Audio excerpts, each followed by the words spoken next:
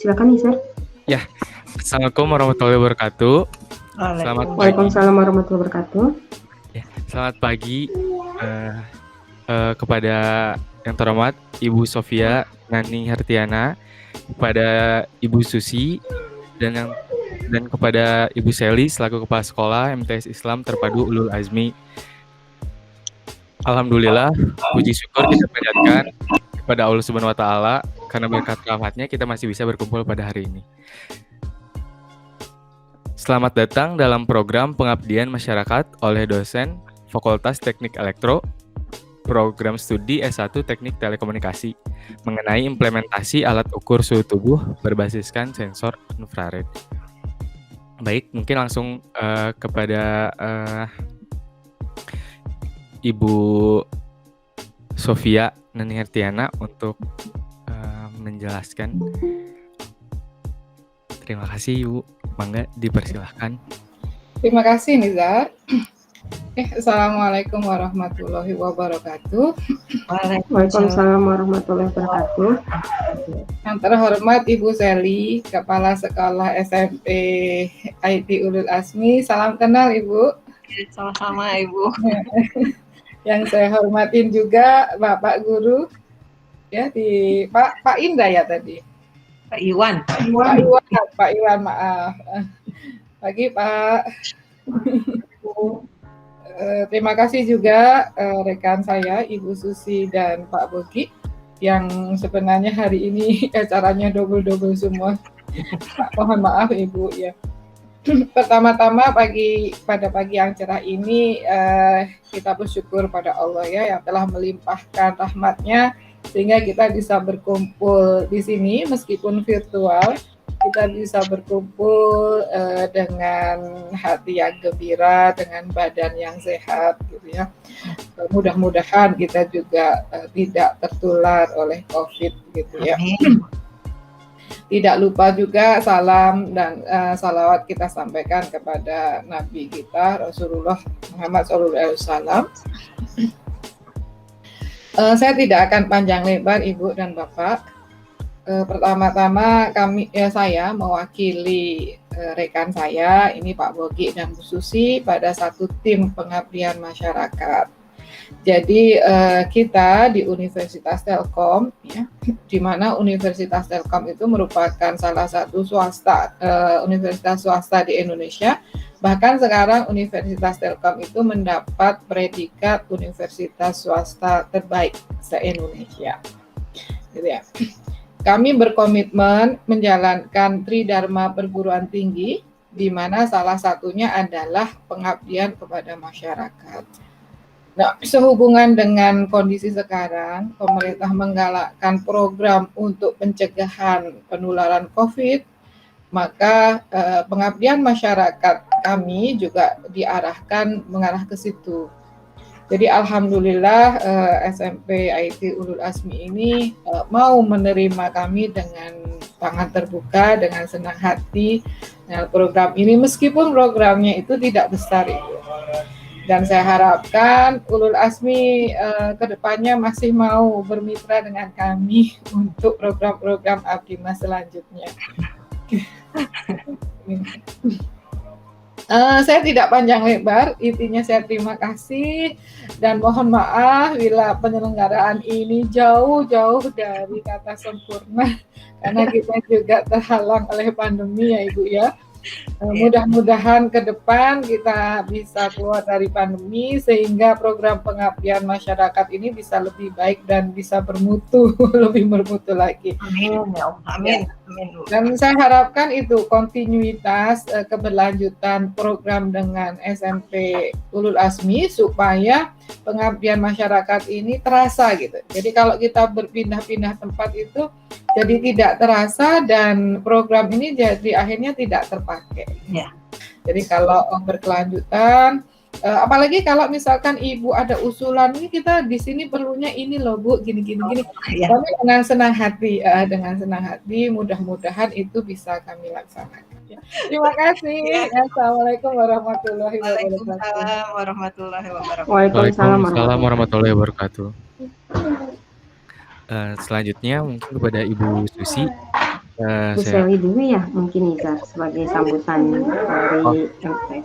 Oh iya, mangga kepada Ibu Seli. Ya. Assalamualaikum warahmatullahi wabarakatuh. Waalaikumsalam warahmatullahi wabarakatuh. Alhamdulillah pada kesempatan hari ini kita sama-sama bisa berkumpul meskipun dalam kondisi pandemi.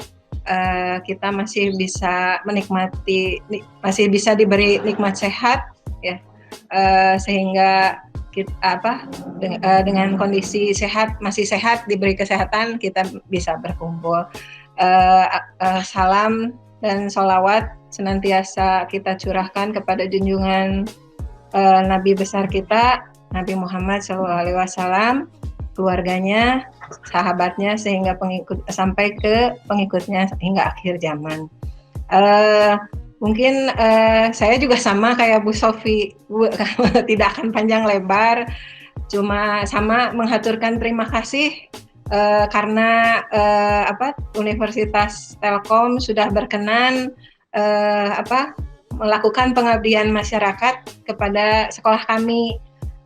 Jujur saja tadi kalau di awal saya menyampaikan bahwa saya juga di sini baru di SMP Ulul Azmi, jadi saya melanjutkan saja gitu. Jadi kalaupun bisa sekarang bisa ya mudah-mudahan seperti yang bisa diharapkan kita bersama ya, bahwa bentuk pengabdian ini bisa continue sehingga evaluasinya juga jelas gitu ya.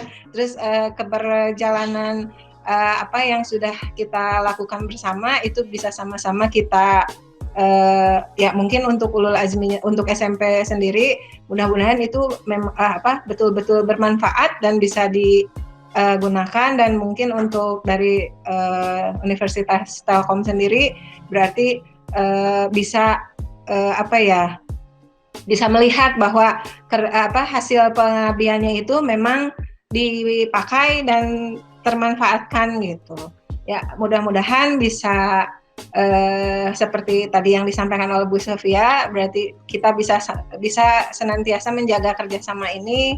Kita sama-sama ingin bisa saling membantu.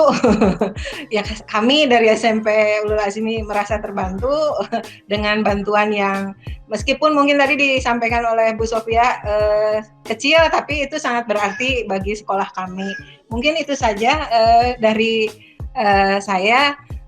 Sekali lagi saya ucapkan terima kasih kepada Universitas Telkom yang sudah mau melakukan kegiatan pengabdian masyarakat kepada di SMP IT Ulul Azmi. Itu saja mungkin. Terima kasih ya Nizar, Bu Susi, Pak Bogi, sama Bu Sofia. Ya, Assalamualaikum warahmatullahi wabarakatuh. Waalaikumsalam warahmatullahi wabarakatuh. Terima kasih Bu Seli. Ya, itu sih. Untuk selanjutnya mungkin ada presentasi dari Ibu Susi. Assalamualaikum warahmatullahi wabarakatuh. Kali ini saya akan mencoba menjelaskan tentang alat ukur suhu tubuh jarak jauh berbasiskan sensor infrared. Nah, ini insya Allah sudah digunakan di SMP Islam Terpadu Ulul Azmi Cimahi. Next, Nizar. Kalau dibilang suhu tubuh itu salah satu indikator sehat atau tidak sehatnya kita manusia gitu. Jadi dia merupakan pengukuran dasar kesehatan. Nah, untuk mengukur suhu tubuh ini alatnya tentu termometer. Sebenarnya termometer itu alat ukur suhu dan bukan hanya tubuh aja, bisa benda tertentu kayak gitu, itu bisa dengan termometer. Nah, di sini lebih spesifiknya untuk suhu tubuh manusia. Nah, kalau termometer itu ada jenis-jenisnya, ada yang digital, ada yang analog. Kalau misalnya analog itu dia langsung menampilkan angka-angka yang atau bahannya bukan digital ya, bukan dalam bentuk bit kayak gitu. Jadi dia langsung seperti termometer raksa yang ada di sebelah kanan atas, itu termometer raksa, itu dia merupakan analog. Cara menggunakannya juga ditaruh di ketiak gitu ya, maaf, atau mungkin di mulut, di bawah mulut. Tapi sekarang termometer raksa itu tidak digunakan karena sebagaimana kita ketahui raksa merupakan zat yang cukup berbahaya gitu ya, merkuri ini. Jadi kalau misalnya terjadi kebocoran, apalagi disimpannya di mulut, tentu ini akan beresiko. Kemudian juga kalau dijadikan sampah medis, ini juga perlu penanganan tersendiri. Jadi semenjak tahun berapa gitu, jadi semua alat kesehatan yang berbasiskan raksa itu dicarikan solusi penggantinya, seperti alat tensi tekanan darah juga seperti itu. Sekarang sudah tidak pakai lagi yang tekanan darah secara analog menggunakan raksa. Nah, kemudian juga ada beberapa jenis lagi nih. Ada termometer yang buat dot kayak gitu. Itu juga buat bayi biasanya. Karena bayi itu cenderung susah untuk diam, makanya dipakai alat termometer dot ini. Jadi agar sesuai dengan kenyamanan bayi. Kemudian juga ada termometer yang ditembakannya di telinga. Itu untuk mengukur suhu tubuh tapi menggunakan telinga. Itu juga ada. Kemudian ada juga termometer digital yang biasa yang pojok sebelah kiri, mungkin Izar di yang ini itu bisa dipakai juga untuk bawah mulut, kemudian juga di ketiak, bahkan kalau bisa juga itu di dubur. Jadi karena di ujungnya itu sebenarnya sensor suhu. Tapi yang kekinian yang semenjak COVID ini gitu kan, kalau misalnya yang sebelah kanan dan sebelah kiri itu cenderungnya langsung bersentuhan dengan tubuh manusia gitu. Nah, solusinya kita membutuhkan sebuah alat ukur di mana tidak langsung bersentuhan dengan tubuh atau objek yang diukur suhunya. Makanya suka ada termometer kening, kalau orang awam bilangnya termometer jidat gitu ya, atau termometer yang sebenarnya termometer ini termometer infrared. Jadi karena dia berbasiskan sensor infrared. Nah, selanjutnya mungkin next Nizar. Sebelum kita bahas dulu cara kerja dari termometer infrared ini, kan kalau misalnya kita ke mall gitu, kita suka lihat standar ditembak gitu sama termogan gitu, suhunya 33 gitu kan. Padahal sebenarnya suhu tubuh manusia itu normalnya berapa gitu. Berdasarkan literatur yang saya cari gitu, sebenarnya normal suhu tubuh manusia itu beda-beda sesuai dengan usianya. Jadi kalau misalnya untuk bayi itu rentang 36,3 derajat sampai 37,7 derajat Celcius. Sedangkan untuk anak itu 36,1 sampai 37,7 derajat Celcius. Kalau orang dewasa 36,5 sampai 37,5 derajat Celcius. Jadi kalau misalnya ada yang mengukur di termometernya itu 33,3 gitu, itu sebenarnya di bawah normal gitu. Jadi kalau misalnya kita ke mall kan biasanya suka suhunya itu 33, malah khawatir gitu kalau misalnya 33 derajat Celcius karena rentangnya di antara 36 sampai 37 gitu.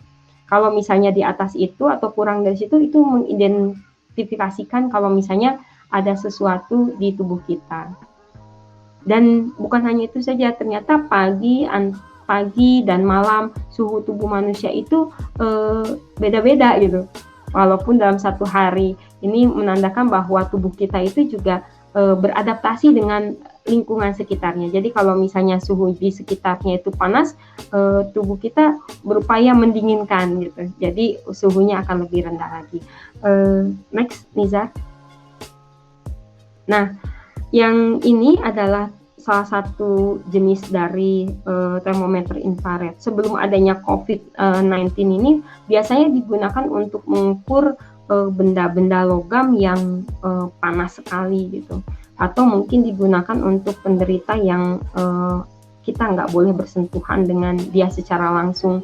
Tapi kalau misalnya zaman COVID ini, barang awal permulaan COVID, termometer ini langka gitu, bahkan harganya bisa sampai 0,5 juta, 1 juta. Kalau sekarang mungkin kembali lagi normal. Nah, biasanya kalau di industri dipakai untuk ukur alat oven yang suhunya bisa 1000 derajat Celcius itu kan nggak mungkin disentuh, makanya ditembakkan. Nah ini berarti ada keuntungannya. Keuntungannya tidak langsung kontak dengan objek yang kita ukur, kemudian juga hasilnya itu bisa cepat ditampilkan. Biasanya kalau sensor termometer infrared ini selain ada sensornya, ada LCD-nya gitu di situ untuk ada displaynya yang menampilkan langsung hasil pengukurannya.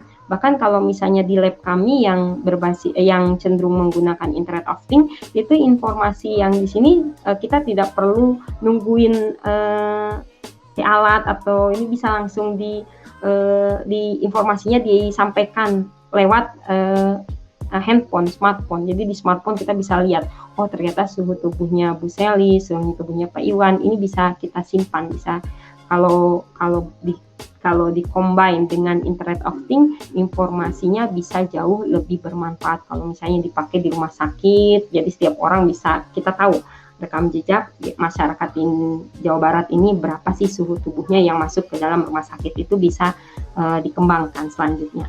Next. Oke, kalau misalnya pada dasarnya ini alat yang tadi itu basisnya itu adalah sensor infrared. Jadi sensor infrared itu Nizar yang paling atas. Ini jenisnya macam-macam. Jadi bisa kita lihat ada beberapa jenisnya tergantung dari kualitas dari lampunya, lampu LED-nya dengan lampu fotodiodanya. Jadi harganya tuh rentang 150 ribuan sampai 300 ribuan kalau dibeli alat satu sensornya itu. Nah, sebenarnya sensor ini yang paling prinsip itu ya tentunya harus ada infrared LED-nya, ada lampu yang memancarkan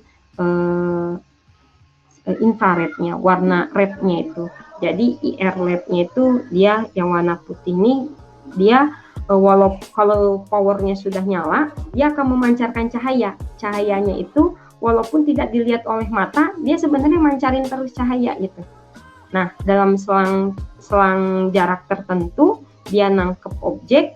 Nah, nangkep objek, nah si objek itu memantulkan cahaya infrared yang dilemparkan atau ditransmisikan oleh infrared LED ini. Jadi nanti dipantulkan. Nah, setelah dipantulkan, cahaya yang dipantulkannya tuh diambil oleh fotodioda. Nah, fotodioda inilah yang membaca, oh suhunya sinar gelombangnya segini, mengidentifikasikan suhunya berapa. Seperti itu sih sebenarnya konsepnya. Jadi bermain dengan gelombang dari sinar infrarednya. Jadi infrared segini mengidentifikasikan suhu seperti apa. Jadi cara kerja dari sensor yang termometer suhu tubuh menggunakan sensor infrared, konsepnya hanya di pemantulan gelombang sinar dari infrared seperti itu. Oke, mungkin seperti itu presentasi saya. Sekian, bila mana ada yang mau ditanyakan, dipersilahkan. Yang ingin saya tanyakan kan ini berdasarkan sensor infrared ya. Nah kan kalau kita lihat di gambar yang pertama itu kan ke jidat tuh ngarahnya tuh. Apakah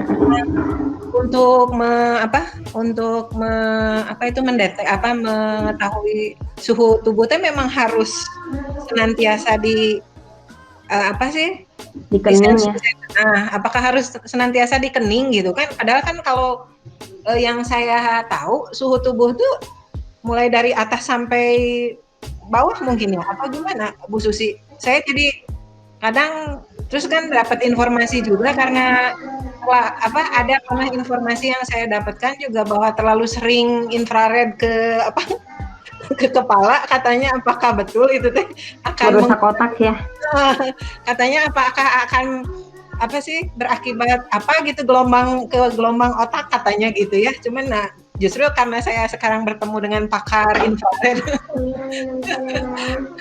tentang sensor. Nah, jadi saya ingin tanya, memang kalau untuk sensor itu harus, kan kalau di sekolah pasti kan kepentingannya jangankan di sekolah lah, kalau kita ke mall juga kan pasti, atau ke mall atau ke rumah sakit atau ke toko juga sekarang kan ini jadi kebutuhan utama ya, karena untuk mengukur suhu gitu kan. Cuman kan apakah memang harus sensor untuk mengukur suhu tubuh itu apakah di kening gitu, atau boleh misalkan saya mah pengen di tangan aja, atau ya pokoknya mah yang intinya langsung ke kulit gitu kan, tadi betul betul. Nah, Bu Susi, Ya, itu yang saya penasaran dari kemarin ingin saya tanyakan. Ya, terima kasih Bu Sally sebelumnya atas pertanyaannya yang menarik ya. Jadi berdasarkan literatur yang saya baca, sebenarnya ada beberapa bagian tubuh yang bisa kita gunakan untuk pengecekan suhu tubuh. Salah satunya itu adalah kening. Kenapa kening? Karena kening itu konon dia lebih cepat panas. Jadi bagian kepala itu adalah bagian yang cepat panas dari tubuh kita. Jadi kemudian juga dia lebih cepat panas, lambat untuk turunnya. Makanya salah satunya bagian kening yang lebih bisa dipakai untuk dicek suhu tubuhnya. Kemudian dan kening juga adalah bagian tubuh yang mudah untuk tidak tertutupi. Jadi bisa langsung gitu. Kalau bagian-bagian yang lain, mungkin bagian tangan ini juga tidak ditutupi, seperti itu alasannya. Kemudian kalau misalnya apakah kalau keseringan juga, itu saya belum pernah baca, belum saya pelajari lagi Bu Sally. Jadi saya juga kalau dengar kayak gitu ya nanti saya ini mohon maaf tidak bisa menjelaskan bagian yang itu. Tapi kalau misalnya berdasarkan hasil dulu saya pernah buat alat semacam ini juga, si alat itu kemampuannya tuh kan harapannya bisa sampai 5 meter, 4 meter gitu ya, ngukur suhu jaraknya jauh aja. Tapi secara realita ternyata sensor itu cuman 10 cm keakuratannya itu, atau 15 cm, mau nggak mau deket kan. Itu menandakan bahwa si gelombangnya juga tidak kuat sekali. Jadi kalau misalnya jauh, gelombangnya udah nggak bisa nyampe di kening, belum dipantulkan dia udah hilang. Jadi kalau saya rasa tidak akan kalau misalnya saya asumsikan seperti itu, jadi nggak akan bakalan masuk ke dalam otak ini gitu, karena jaraknya dekat itu karena si gelombangnya lemah seperti itu Bu Sally. Jadi tapi nanti mungkin saya cari dulu karena fixnya saya juga belum tahu seperti itu Bu Sally. Ya. PR ya, Susi. PR. Insya Allah nanti kalau ketemu saya jelaskan. Mudah-mudahan semester depan udah bisa onsite Ibu Sally ya. Jadi bisa main ke Ulul Azmi lagi. Ya, ditunggu di sini. Iya. Ya. Mungkin ya gimana bisa? Iya, jadi kan kelihatan gitu bahwa yang bentuk pengabdian yang dikirim yang didapat di Ulul Azmi itu kan terbukti ada dan dipakai gitu kan. Enggak. Kalau sekarang kan cuman dilihatin aja.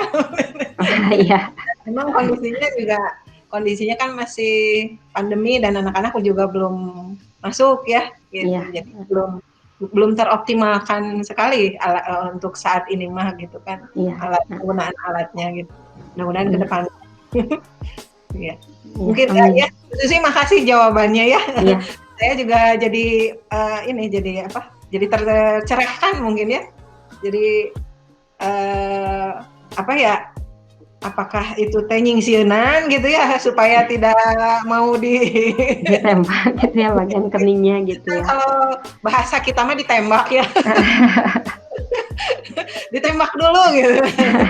Jadi sebelum masuk ruangan kita tembak dulu. Jadi kan apakah kan kalau makanya saya bertanya juga kan, kalau sensor cuma mungkin sekali atau sebentar sih kan memang nggak masalah. Tapi kan kalau misalkan yang terus-menerus kan. Kalau sekolah misalkan penggunaannya itu kan pasti mau tidak mau akan dilakukan setiap pagi, setiap hari gitu ya, kalau memang nanti diizinkan untuk proses onsite ya.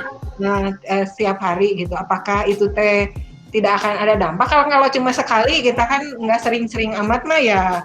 Saya juga yang memahami gitu. Cuman kan kalau ini istilahnya pasti kan sudah dimasukkan ke SOP ya. Betul. Kalau anak datang sekolah berarti mau tidak mau itu harus ditembak dulu gitu kan. Betul. Bisa masuk ke lokasi. Sekolah. Dan itu kemungkinan kan setiap anak-anak datang gitu kan. Dan iya betul. Justru makanya saya bertanya apakah itu ya mungkin apakah saya salah bertanya, harusnya mungkin bertanya sama orang kesehatan gitu atau sama ini yang ahli ininya yang itu mungkin ya itu mungkin saya juga masih harus baca-baca lagi mungkin sama kayak Bu Susi nyari literatur lagi tentang penggunaan kalau bahasanya termogan ya kalau di ini ya itu mungkin sih. Jadi saya juga masih penasaran tuh. Itu mungkin ya Bu Susi. Terima kasih. Iya. Saya kembalikan lagi kepada Nizar. Ya, terima kasih kepada Ibu Susi. Mungkin untuk acara selanjutnya itu barangkali ada kesan dan pesan dari Ibu Sally selaku kepala sekolah. Kayaknya udah ya tadi. Cuman ya kalau kesannya ya apa ya, kalau kata anak-anak mah mantul.